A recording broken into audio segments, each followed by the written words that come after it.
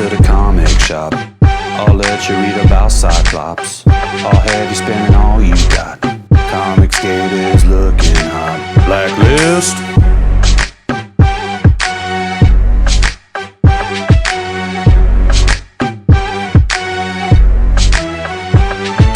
Hey everybody, legit back in the house, ready to talk to all of you beautiful people about comic books that do what? They move the needle. Now, in my last video, I had a bit of a blow up. I'm willing to admit it. I let my toxic masculinity get the best of me, and I tore a comic book to shreds. I thought we were going to have a good time comparing an Iceman #1 from 1984 to an Iceman #1 from 2017. I've had people saying, legit, legit, legit, when are you going to review a comic from the 21st century? And I say, well, that's not my thing. Well, that's not my thing. But they whittle me down. They whittle me down. They say, oh, you got to try one. You got to try one. You got to try one.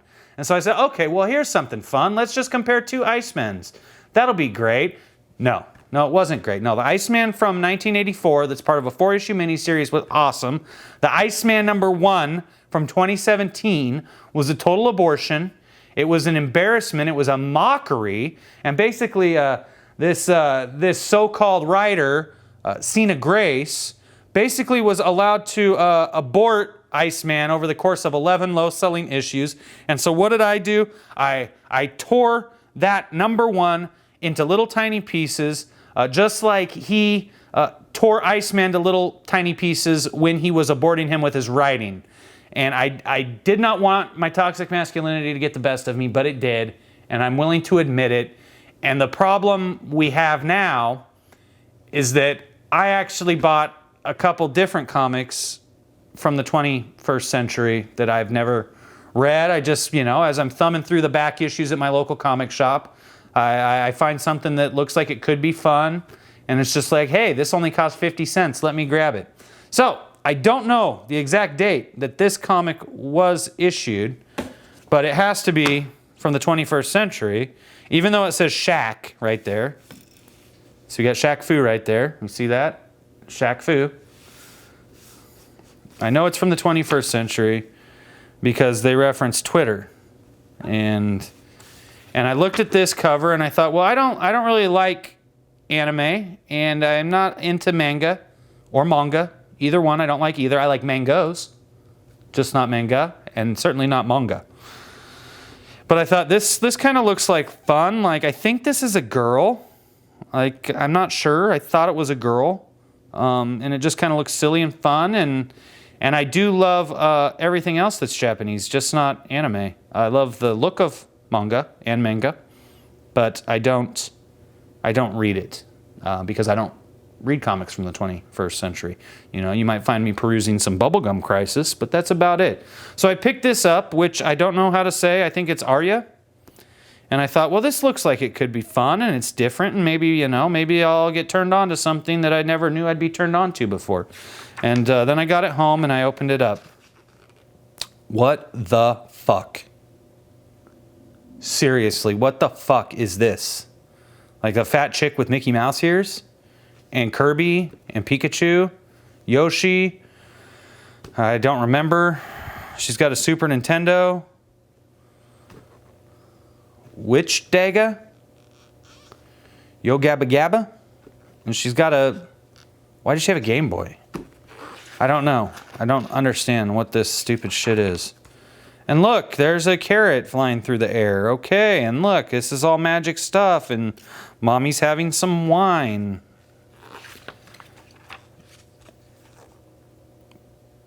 And there's a bunny and this is funny. This is cute. It's shitty art. It's terrible art, like Thundercats Roar, garbage art. But that's a cute idea. Starlog 32, I continue my trek across the moon of Juniper in search of fallen stars. Okay. The moon is known for its rich deposits of fallen stars that power our cities. I was sent on a solo mission to the moon to retrieve resources to power our planet.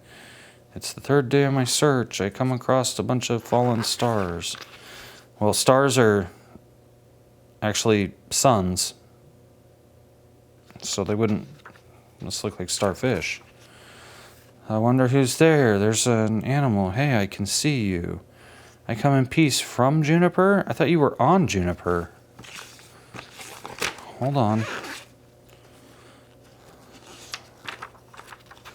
I continue my trek across the moon of Juniper in search of fallen stars. I come in peace from Juniper. But he's on... I'm Ethel. I'm Lieutenant Lilith Mint. Welcome to the Starlit Cavern. So what brings you here?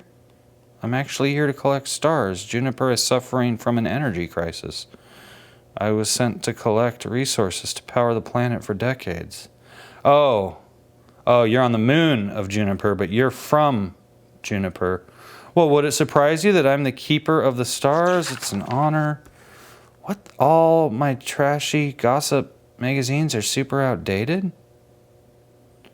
Oh, I have a bag of my... This is this like some low-rent version of THUMP? The First BUNDRED Days?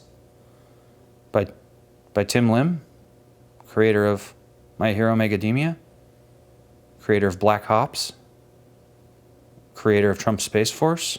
Is that what this is supposed to be? Some sort of low-rent version of THUMP? You play video games? Check it. Bun with gun. Wow. I want to show you my fave game. Ready? It's going to be porn. Pong. This is relaxing, right? I'm kicking your butt. Do you like music? Of course. Ever heard of Moon Record? Shall we dance? They dance? Wow, that was fun. I wanted to give you the mixtape my girlfriend made me for my travels. That means so much to me, Lilith. You have shared so much with me now. Did he turn it into stars or eat it or...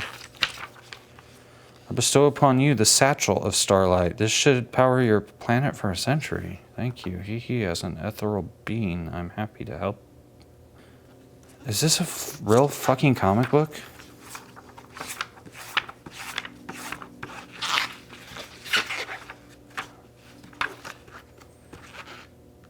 You suck. Okay, well, this looks cute, right? Put a spell on me. I like, you know, Little Witch Academia. I said in the beginning that I don't watch anime, but Tim Lim did turn me on to Little Witch Academia. And I tried My Hero Macadamia. I tried My Hero Academia, and it didn't work out for me as well as Little Witch Academia. Still trying the One Punch Man, though. So anyways, yeah, I like cute little witches. Wishes on candles, energizing crystals, charged under moonbeams. I even tried casting a good luck spell this morning for good measure. Now all that's left is to do it. To do what? Put us... I don't understand. Hey, want to go on a date? Sure. Cool, see you then? Yeah. My plan of action went something like this. Get yes from girl. Go on cool hot date. Even for someone like me is... So just everybody in the 21st century is gay or a lesbian? I keep trying. But now it's the big day and I don't understand. This is my favorite dress, my best color, my most painful shoes, but I still feel so plain. I can't go out like this. Okay, so even though she's a lesbian, she's acting like a heterosexual girl. I've never really worked with glamour magic, but trying some new spells might make me feel cuter, right? Okay, I guess. Sound like a heterosexual woman to me. First, let's try adding some color. Okay, I put a little purple in my hair. It really worked. That wasn't hard. Okay, be gone zits. Okay. How about a few more frills, too? I thought she was removing a zit from her ass. This comic book is a pimple on my ass. And a little bit of this. And so she turns herself, like, kind of cute, but still a lesbian. So I'm not interested. I went way overboard. I'm going to look like a literal clown. Yeah, I guess you do kind of look like a clown there. You look kind of cute there, but kind of a clown here. With your stripper shoes on my first date with a cute girl, which I'm about to be late for. Who the fuck wrote this? Mira, maybe? Maybe not. Maybe that's the character. Do I have to go back? No, they don't tell. Oh, that's right. They tell me on the back who wrote this. Well, we know Shan Murphy wrote that shitty comic there. Oh, Mira Ong Chua. which I'm about to be late for. This sucks. I can feel people staring. I'd actually be relieved if I got stood up right now.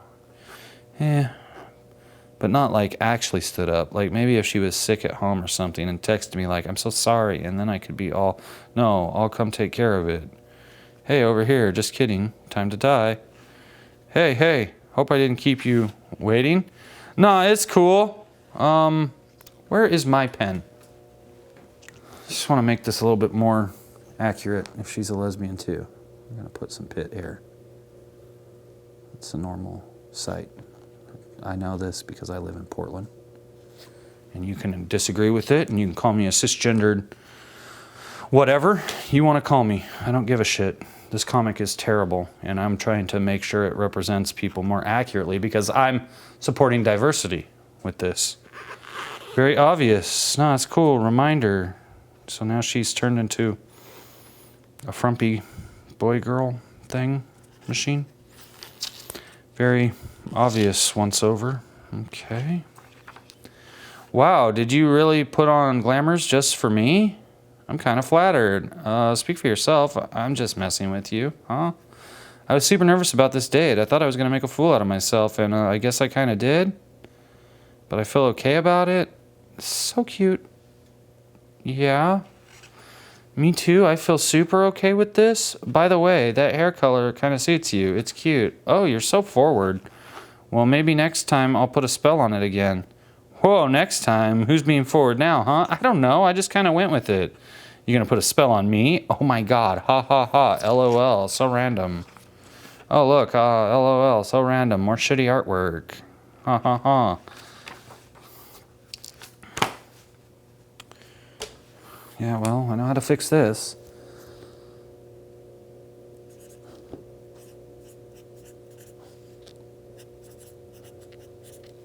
I cannot believe that you printed this shit on glossy paper. I really can't. I'm really shocked that this was printed on a high quality paper.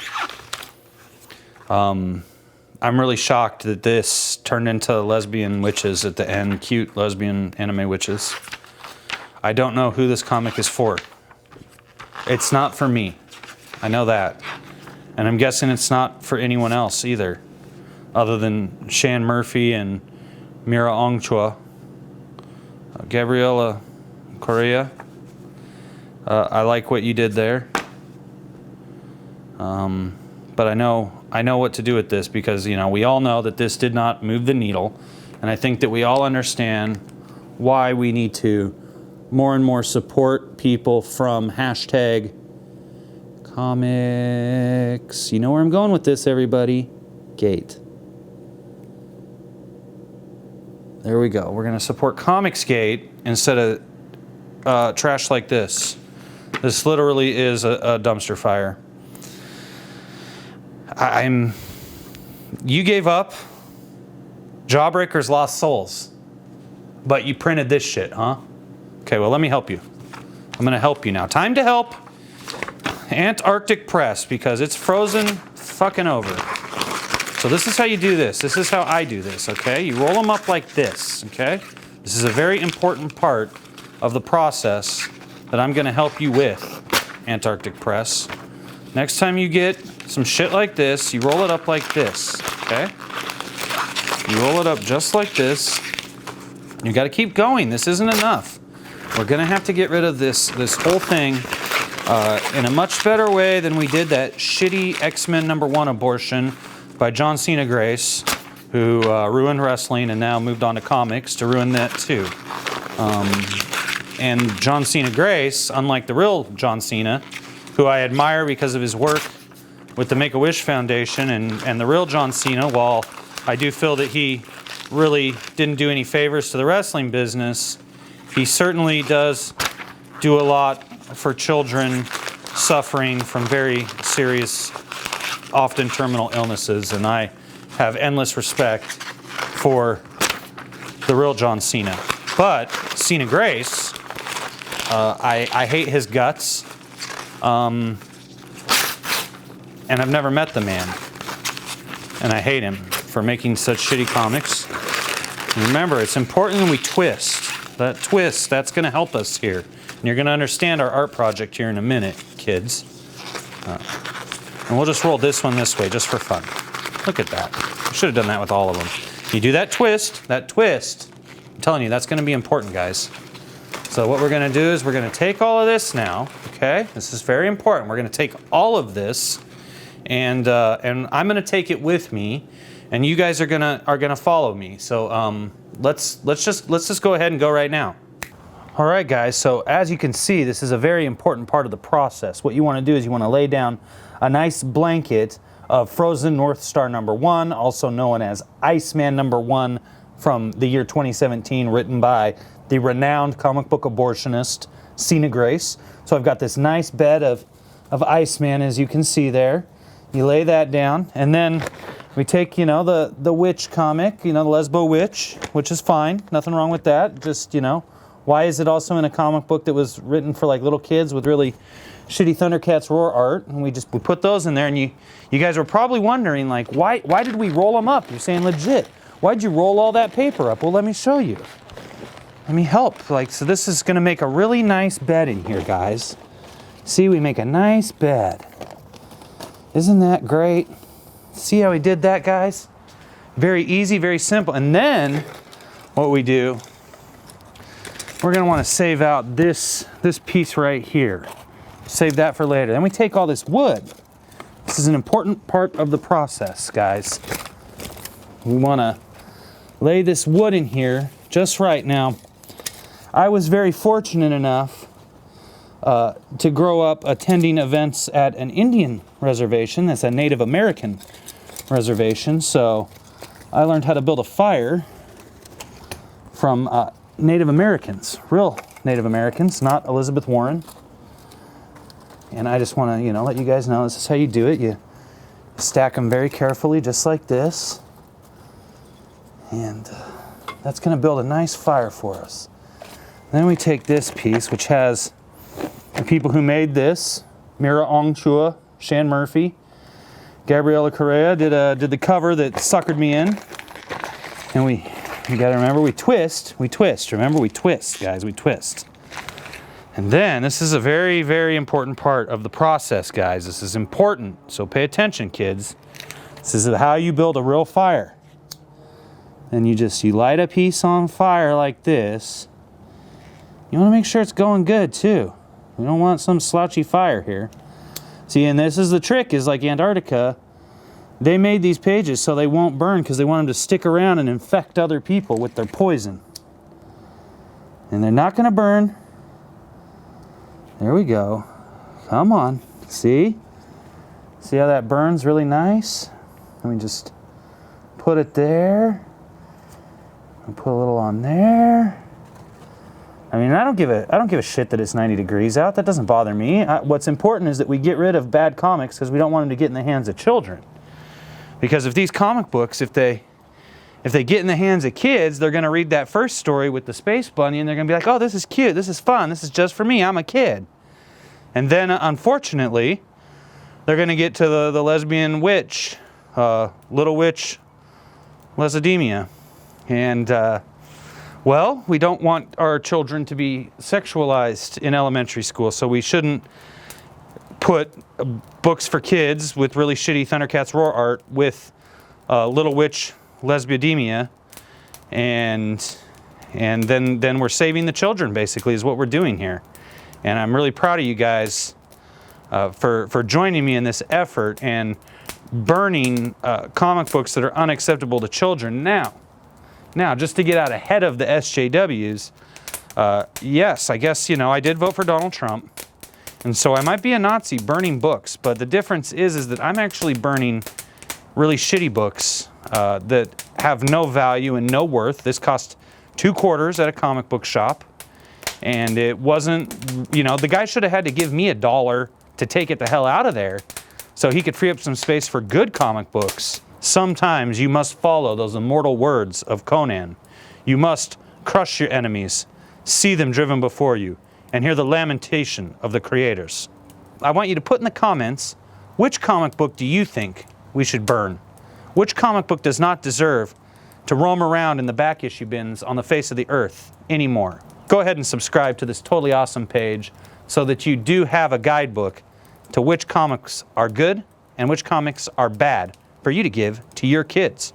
I will keep looking out for you, my brothers.